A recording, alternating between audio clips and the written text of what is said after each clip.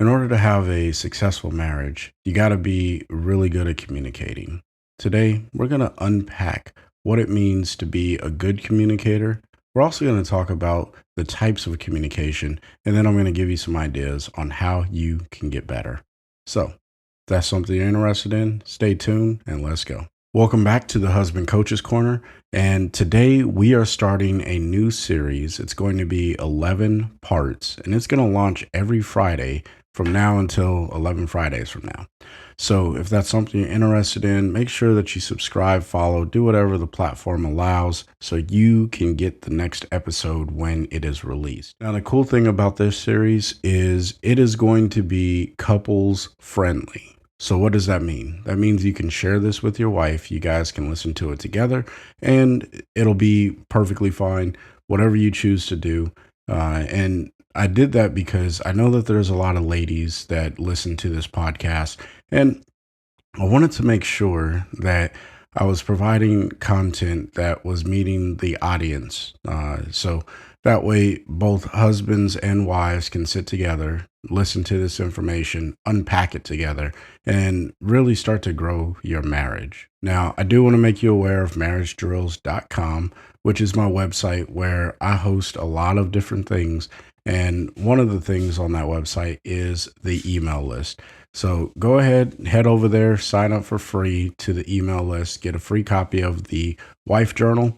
And then you can also let me know a podcast suggestion. If you have any topics that you want me to cover, then you can do that on the website as well. Now, let's go ahead and get into communication. All right, so communication comes in two parts, verbal and nonverbal.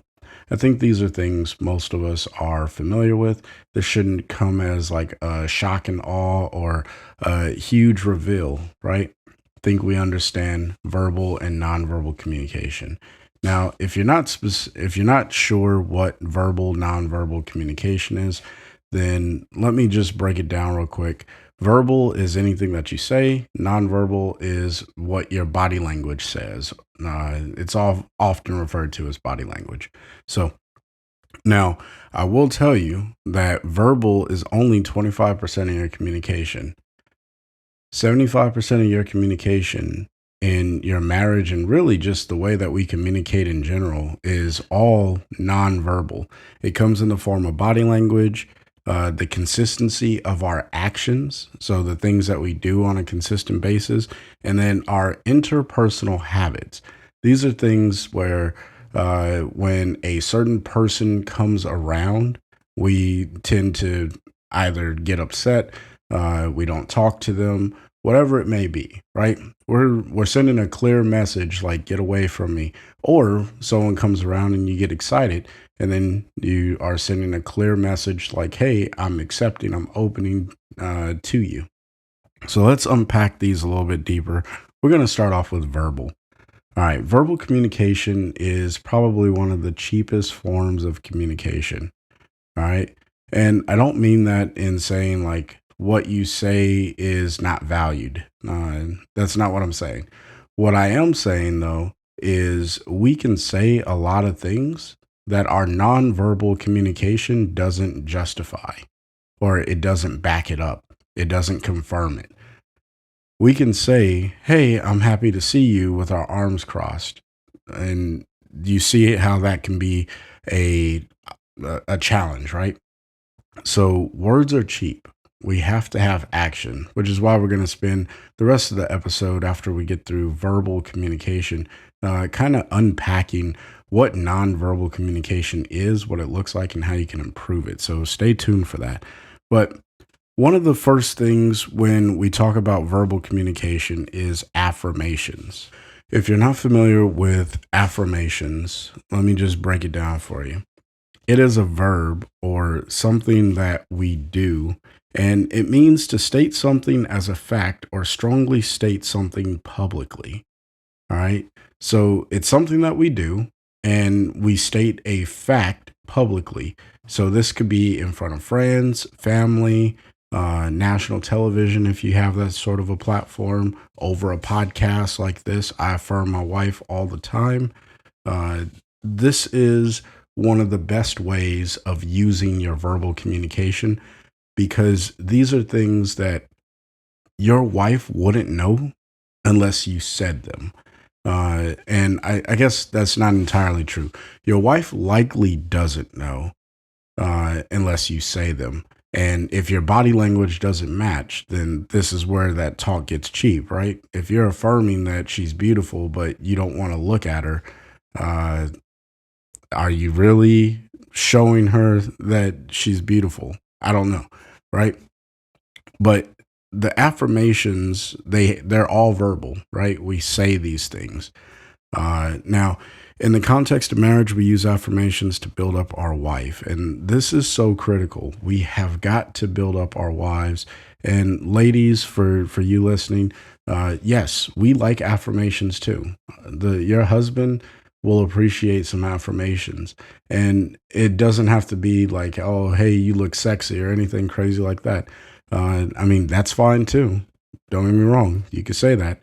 But maybe you can just compliment the fact that your husband is working hard, taking care of the family, doing things that you see that you appreciate, and you know that he just needs to hear you say it.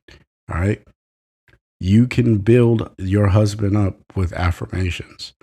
Now, for all of my husbands out there, and I guess this is also for the ladies, it doesn't matter.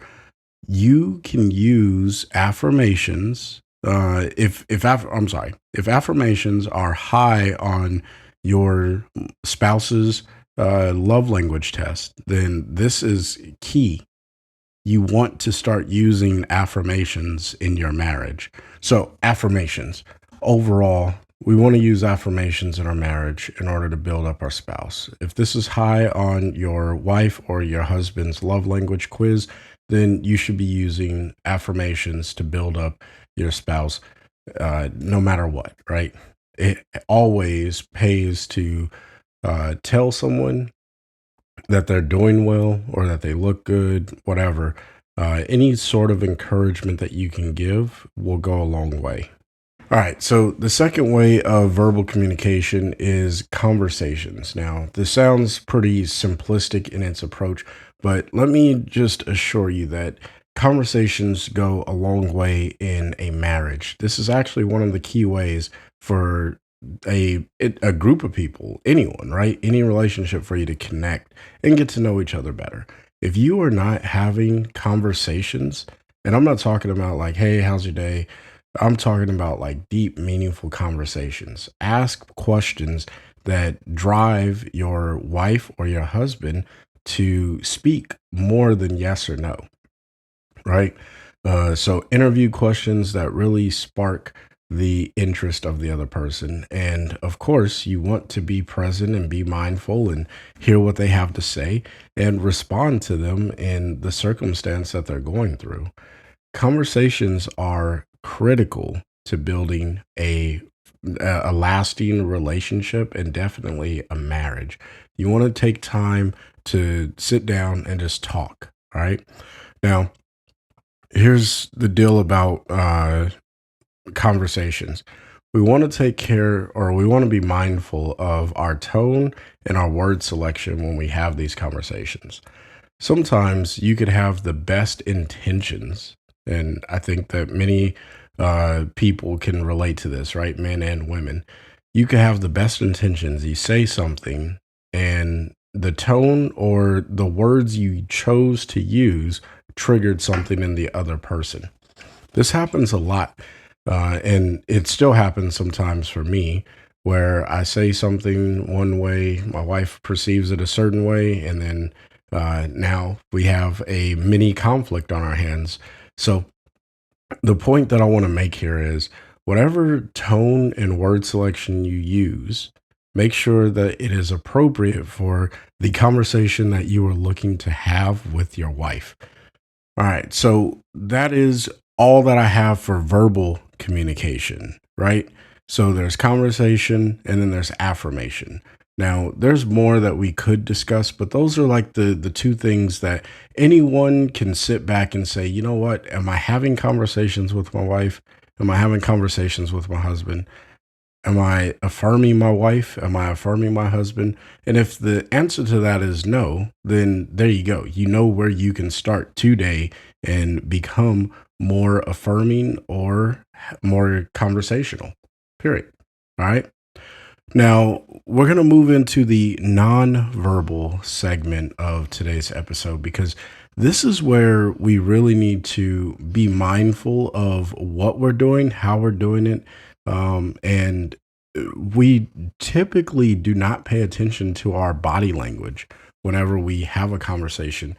So, that's why I want to spend some time unpacking this. Now, again, this is 75% of our communication between our spouse, right? For husbands to their wives and wives to their husbands. 75% of what you say comes from the way that your body is postured.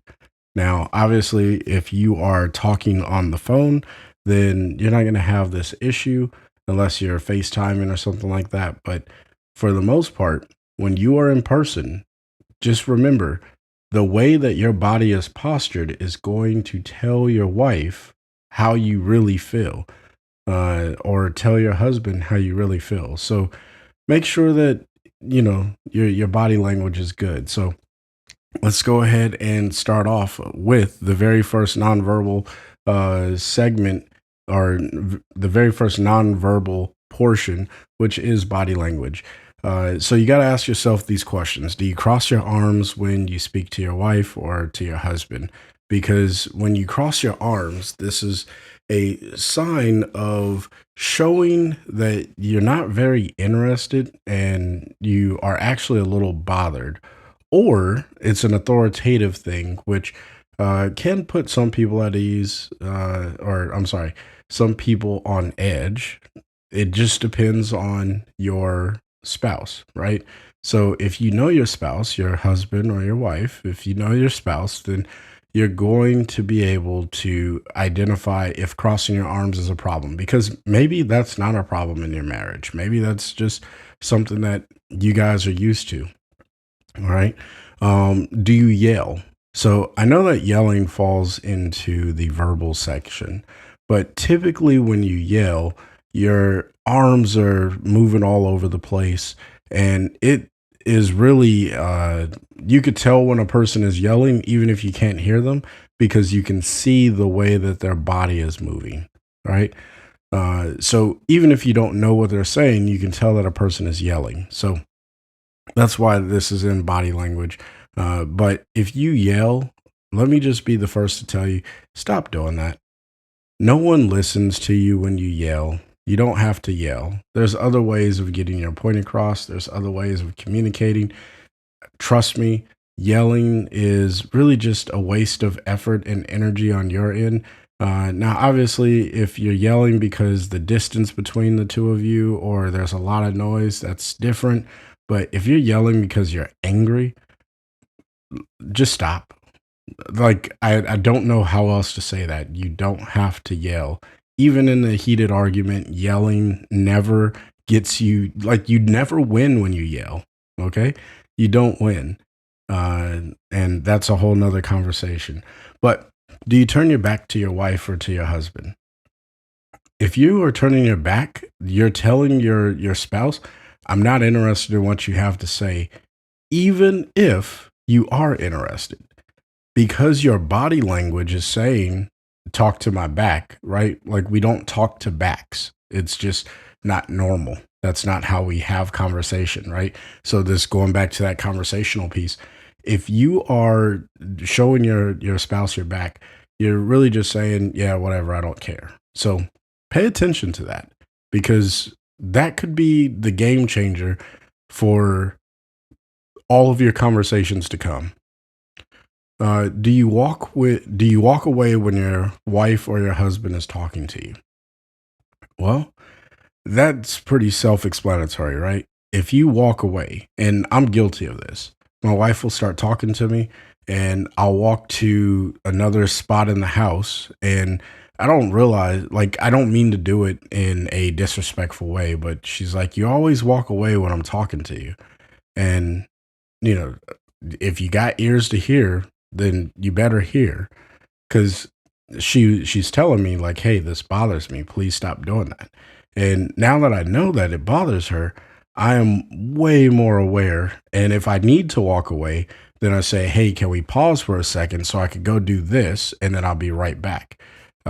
So now we're communicating a lot better, and I'm not just walking away because, again, for me, miscommunication is typically where the real problem comes in. And I'll talk about that at the end of the episode. But this is one of the easiest ways to trigger that miscommunication. All right. So don't walk away from your spouse when they are talking to you, because it's a sign of I don't care what you have to say. And everybody wants whatever they're saying to be something that's important to the person that they're saying it to. All right. Do you scroll on your phone? So I've talked about this in many, many episodes, but if you are scrolling through your phone and you're showing that your interest is elsewhere, why would anyone believe a word that you have to say if you're like, yeah, I'm listening, and you're scrolling through your phone? In fact, I was guilty of doing this earlier in the week. I was looking through my apps, and I was looking for a particular app. My wife started talking to me. I was already in the middle of scrolling, and my wife was talking to me. I was talking back to her, and she was like, are you even listening to me? And I was like, oh, yeah, you know what? Let me get off my phone. So just know that this isn't something that you're going to get perfect every single time, right? But if you guys can communicate well enough with one another, and you can identify where that miscommunication, those indicators for miscommunication could happen, you can stop it as soon as you need to. And then you can get right back on the right track when it comes to communication. So, the last thing that I have on body language is, do you look around when your wife is speaking? Or do you look around when your husband is speaking? See, all of these things, they show that you are not involved. You don't care about what they have to say. All right. When you do that, it makes that other person feel less valued. And so you're not communicating well, even though you think that you're listening and that that person is receiving you as listening. Uh, Subconsciously, we pick up on these things. Now, it's not until we realize what it is that you're doing that bothers us that it can be verbalized. But maybe your wife or your husband, they are telling you, like, hey, I don't feel like you listen to me when you speak or when I'm speaking. Check your body language. See what your body language says about whatever, or check your body language in accordance with the things that I just talked about, and see if those are the culprits. Because there are many other body language triggers, if you will, miscommunication triggers. So these aren't the only ones, but these are some of the more prominent ones. Now, we're going to move into consistency of actions. Consistency of actions. Are you always angry with a particular situation, or when something happens, do you always respond a certain way? You see, our actions really do tell a story about ourselves, right? It talks about our character. And this is another form of communication, the communication of your character in the actions that you take, how you respond to situations. Do you spend more money than you should, right? You could say, hey, I need to save money. But if you're out spending money, then are you really communicating that you want to save money? Probably not. So that's something to take into consideration. Do you drink more alcohol than you should? Now, I'm not here to put down anyone who likes to have a drink every now and then, right? If that's your thing, then that's your thing. However, if you are drinking to the point to where, one, you don't remember what's going on, and you're being aggressive towards your spouse, or rude, or it's causing issues. Let me just put it like this: when you drink alcohol, your communication ability goes down. All right. No one has ever been a great communicator under the influence of alcohol. And I don't care who you say, oh no, this person tells the truth or they can speak their mind. They're not a good communicator. Just because they're telling the truth and speaking their mind doesn't mean that they're doing it with the right tone and word selection, right? Going back to that conversational skill. Moral of the story: if you drink way too much alcohol, uh, it, you're likely to get into an argument because you're going to say something stupid, period. So if you drink alcohol, do it responsibly. Know what your limit is, because your limit could be different than the person that you go to the bar with. So don't try and keep up with your friends. That's like some old college party nonsense. You don't need to. All right. Know who you are as a husband, know who you are as a wife, and say, you know what? When I drink too much, it impacts my marriage. I'm going to make a choice not to do that, so I can communicate more effectively with my spouse. And then the last one, when it comes to consistency of actions: do you take any action on the things that your wife or husband brings up to you? So, whenever there's a thing that happens in your relationship, if your wife or your husband brings it up and you don't do anything, guess what? You're communicating. I don't care that this bothers you. I'm going to do whatever I'm going to do. So, that is a consistent action. And over time, that thing will stop being brought to you. And then you'll start to have more miscommunication, and it's all because you chose not to do something about it. Now, if you do something about it, but the action that you take just isn't the outcome that your spouse is looking for, then that's a whole nother conversation. But your spouse will be able to see, oh, you know what? At least when I bring something up, uh, he or she is willing to go and do XYZ in order to make this a little bit better. All right. Now, I will caution, um, you could borderline complaining, right? And complaints aren't a problem. Usually, complaints are received as a negative thing because our mind tells us that if someone is complaining, then it's a bad thing. But you can actually take a complaint as like a tip, right? Or a lead on how you can improve. I love when my wife complains to me about me, because if she's complaining to me about me, I am in complete control over the outcome of her complaint, right? Because if it's about me and it's something that I can control about myself, then I can control it. And there's a lot of stuff that you can control about you. So don't think of complaints as a bad thing, even though they're commonly viewed as negative. Think of it as an opportunity to grow and to learn, uh, and try and oversee, or again, if you are on the other side of complaining, right? If you are the person placing the complaint, choose the tone and words that make sense. All right. Because it's okay to bring up an issue, a challenge, whatever. What's not okay is to call someone out of their name or to do it in a rude way, because we typically don't hear very well when we are being insulted or attacked in some form. All right. So now we'll move on to interpersonal habits.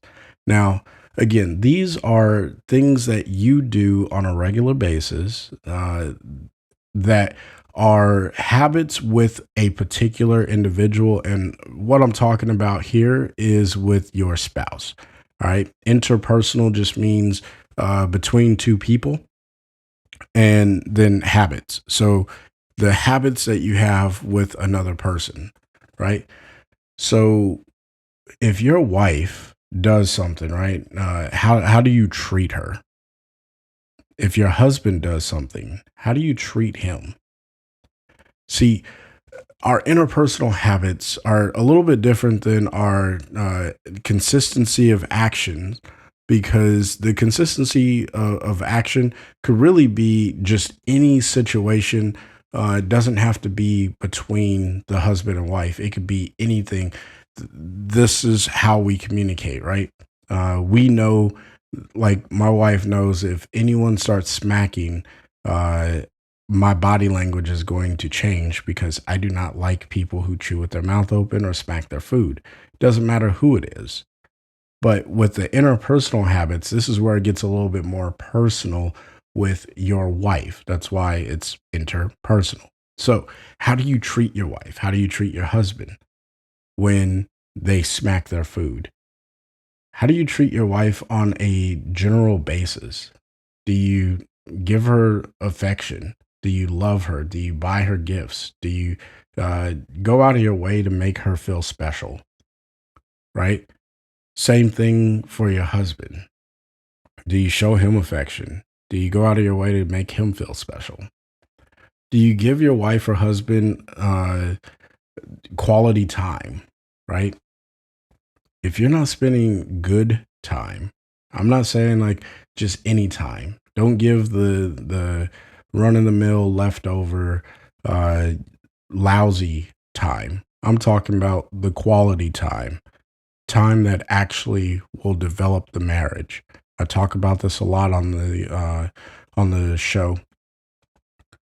But if you're not spending quality time, your communication and your interpersonal habits prove that the relationship doesn't really hold any merit to you. And that is a nonverbal communication, because the lack of you doing something is still you doing something, which is nothing. Nothing doing nothing is something. Just think about that for a second. Moral of the story: it communicates to your spouse that the relationship doesn't hold any merit to you, so you're just gonna do whatever you want, and they'll have to deal with it. All right. And then, do you get your wife gifts, right? Or do you get your husband gifts? Now, gifts don't have to be overly lavish and expensive and stuff like that. It could be something as silly as, like for Valentine's Day, my wife bought me a bowl, because a few years back, I bought my wife mixing bowls for Valentine's Day, and I thought that was a good gift. And she quickly told me, no, this was not a good gift. And every year she reminds me not to get her bowls. So now it's actually a running joke that I'm going to get her a set of bowls for Valentine's Day. Now, just in context of that story, years before, I never got her Valentine's Day gifts. I just didn't do it. So the first year that I get her a gift, she gets a set of mixing bowls. Uh, Talk about telling your wife you love her with a really nice set of Pyrex mixing bowls. Obviously, I missed the mark. And you're probably like, well, Chris, why'd you get her bowls? My wife is into baking. I thought it would be a good idea to get her something that she could use, because I'm a practical kind of guy like that. I like to get stuff that she can use. Well, she did not appreciate the bowls, and she let me know, and she let me know every year. So this year, she got me a bowl, because I like to eat ice cream, and it's a pretty good bowl for eating ice cream. So uh, I'm actually excited for the bowl, and she knows that. So, moral of the story: do you get your wife gifts? All right. Do you get your husband gifts? Don't have to be elaborate. They could be something that's funny, because humor is always important. That's actually one of the later episodes that I have planned. Humor is always important. You got to laugh. All right. So, miscommunication. Look, miscommunication is a real thing and it happens, right? If you do something and it causes some sort of issue in your relationship and you didn't intend for it to happen that way, then you miscommunicated. All right. Doesn't matter if you said something or if you physically did something, you miscommunicated. And it led to an unplanned outcome or unexpected outcome, whatever you may think of. Miscommunication can be overcome. You just have to know where your indicators are and hear what those are. Now, if you are a couple listening to this together, take some time, sit down and say, hey, for us to be successful in marriage, what indicator do we have for our miscommunication? Because I don't want us to have these issues that we're running into. And some of these indicators could be the body language piece, right? The nonverbal communication. Be willing to share with your spouse the nonverbal pieces that drive you crazy. If your spouse does something and you don't think that he or she knows about it, then let that person know. Let them know that, hey, when you do this, it makes me feel, and then fill in the blank. And if you are on the receiving end of that, then take some time to just reflect on it. All right. If you know that you guys struggle with communication, then take this into two parts. The first part is both of you say what it is, one thing. All right. So choose one thing that it sets you off and you know that body language or that verbal statement, whatever it is, one thing, let your spouse know and use a tone and word selection that makes sense. All right. Don't call them out of their name. Don't yell it. Just say, hey, you know what? When you leave the cabinets open, it really frustrates me. All right.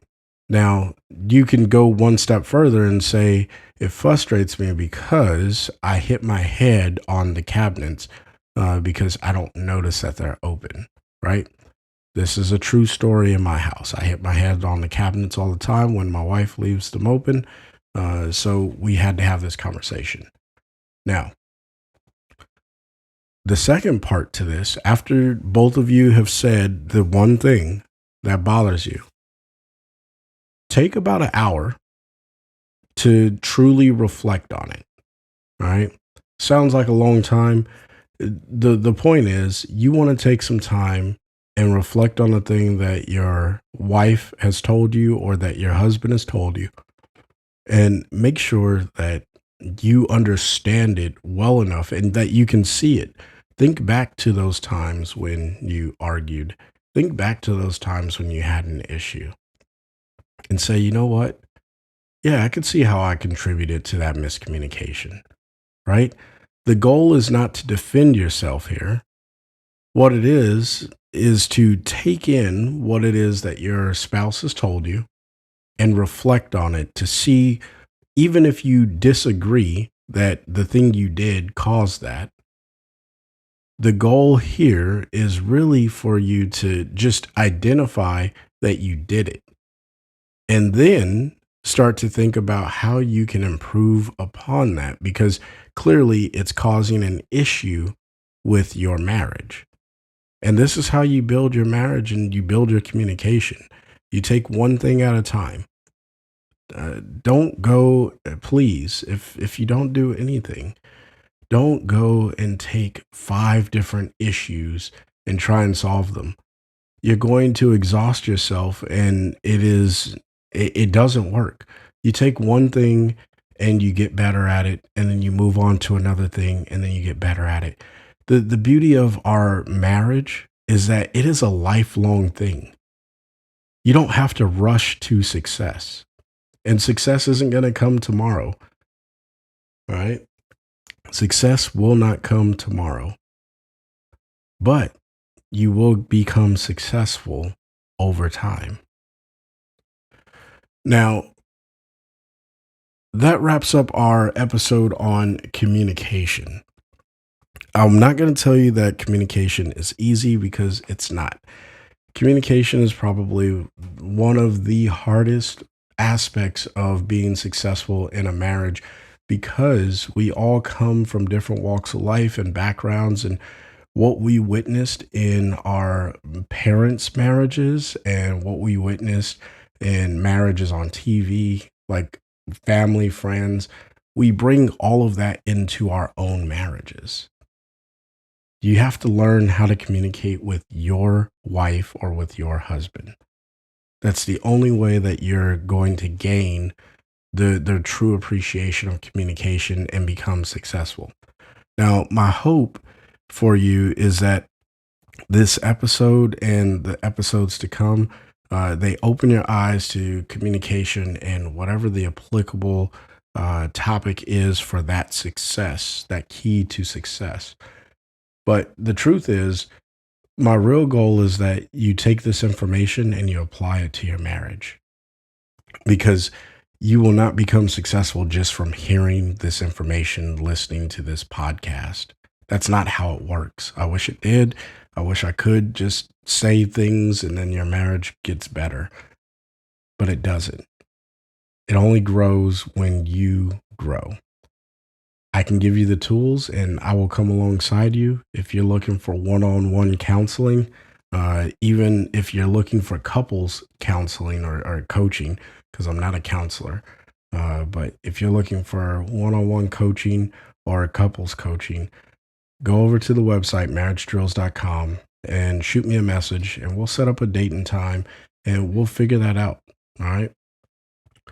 My goal is to help you become a more successful couple, specifically teaching husbands. But I want to open this up to working with couples because I think it's important, at least through this series and for the foreseeable future, there will be some couples coaching that I'm going to be offering.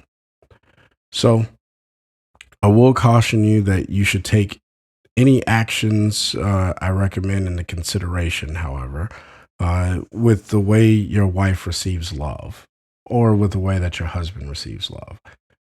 The recommendations that I'm giving here, again, you have to know your spouse. All right. If you know that what I'm saying just doesn't work, then modify it to a way that it does work. I'm giving some very generalized information that should work for every single spouse, but it may not work the way that I'm prescribing it or recommending it. So you may have to modify it just a little bit, and that's perfectly fine. Get that modification in and love on your wife or love on your husband. Now, the tagline of this show is find a way to love your wife every day. But for this series, the tagline is going to modify just a little bit, and it's just going to be find a way to show love to your spouse today. So until next time, I want you to find a way to love your spouse today. Peace.